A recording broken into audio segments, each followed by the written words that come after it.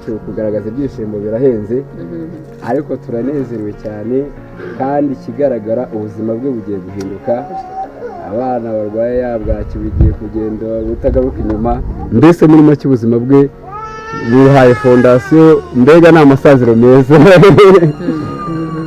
nzaniye murakoze mbega ugusuye burya abagukunda nta kintu umukecuru nk'uyu kubyakira binamutunguye gutya ari ibintu asa n'aho atanazimo ntabwo byabura kuba yanahuzagurika ariko icyo tuvuze Imana ibaha umugisha kandi ibi byose uko bigiye kugerwaho niko agiye kubona inyungu zabyo vuba vuba rero turabashimiye kandi Imana ibaha umugisha cyane cyane ariko cyane kuko twe nk'abazi ubuzima bw'uyu mukecuru iminsi tumaranye Imana imuhindurira amateka kandi ikoresheje neza abakozi b'Imana Imana ibaha umugisha mukade mu masezerano cyangwa se mu gihe batwemeye ibintu rwose ntabwo ni ukugira ngo ni noheri bakwifuza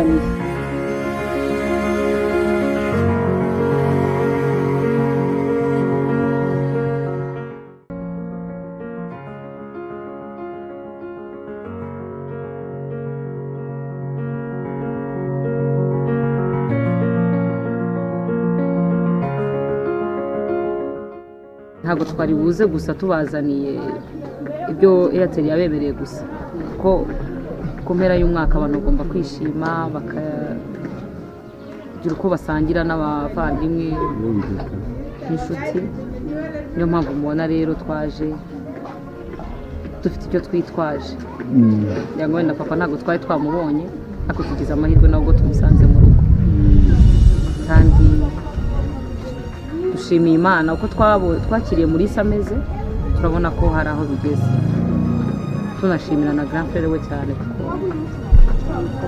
baramufashije kandi n'ubu bizahagaritse mbere y'ubukungu njyewe ndishimye cyane ku buryo naho umuntu areba ibyishimo by'umuntu keretse guhaguruka wenda nkabyina simbiza kubyina ariko mu mutima wanjye ndishimye cyane kubera yuko umuntu uhagaze hano wenda ntiyabasha kubibona ariko njye ndishimye cyane ibintu yangejejeho ni byinshi cyane kuba naravuye hariya hasi nabyo ndabishimira Imana na Airtel ariko mbere y'ibyo nabyo kuba naragiye mu ishuri nabyo ndabibashimiye cyane gusa n'iyo kigenda cyabibashimiye kugira ngo tumenye Airtel byaturutse kuri meri abanje kutubona tugirira impuhwe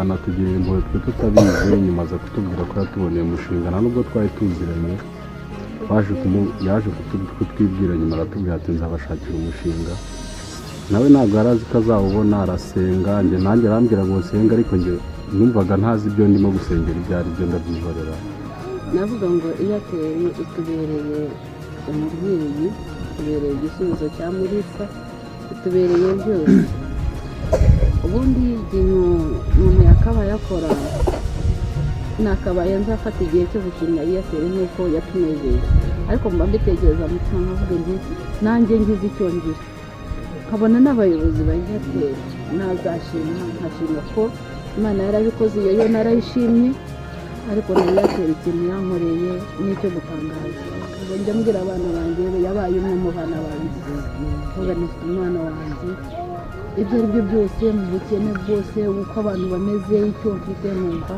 muri isa yaryo ibyo ndagishimira Airtel nza kugira rimwe mpima amahirwe hari ahantu henshi nagiye mpima amahirwe hari imishinga myinshi nagiye mpima amahirwe ya Mulisa ariko ntiyankundira icyo nshima ndashima Imana nkashimira Airtel ndetse na meri na papa n'abandi bavandimwe bose batubaye hafi ubwo twari turi mu bitaro na murumunange uburyo yitwaye nawe ndamushimira murakoze uzagira umwaka mushya muhire Airtel ni umubyeyi yabageneye $1,700,000 bivuze ngo azabafasha kuba mwagira icyo mutangira cyo gukora sibyo mugire naho mwagera ni ubwo buryo rero twabasuye.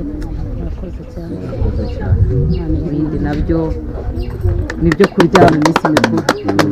ndishimye cyane kuba umwana wanjye agenda nk'abandi.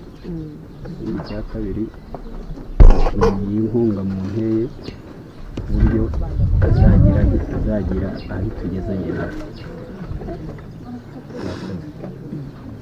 iyi ceke mudushyikirije ni ukuri tuzayishyigikira, tuzayikoresha kandi muri saziga amashuri twumva twifuza muri sazayiga kandi dufatanyije n'iyi ceke mudusinyiye ni ukuri yatunejeje kandi icyo nzi cyo ni uko uyu ni umuryango uzagerageza.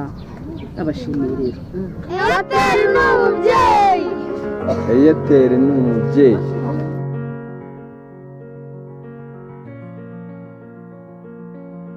cya gihe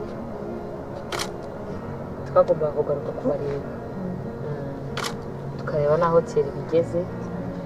urabona hari ikirimo gukorwa, nta nubwo twari kuza gusa kubaha ibyo Airtel yabemereye, byari no mu buryo bwo kugira ngo tubifurize gutangira umwaka neza.